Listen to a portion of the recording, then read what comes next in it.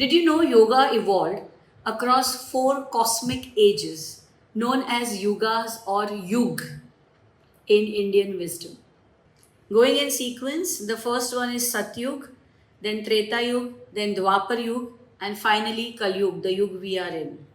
Each yug reflects a progressive decline in spiritual purity and moral integrity. All this ultimately culminate into cosmic dissolution called pralay. So when it comes to yoga, meditation was the inherent part or rather the only part in Satyug. In Treta Yuga, what came in was bhakti and different rituals, etc. And finally, in Dwapar, what happened was people resigned so much to the will of God that they did not want to take any action. So that is when Sri Krishna brought in Karma Yoga. Skill in action is yoga. Karmanyevadhikaraste ma phaleshu kadachena. Whatever fruits you get or do not get, you have to continue doing your action. And finally, we come to Kalyug.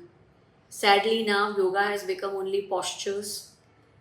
So, if we want to come out of this pralaya state, it is not just a state of dissolution with the four yugas, it is a state of dissolution from the dharma within which keeps on going down.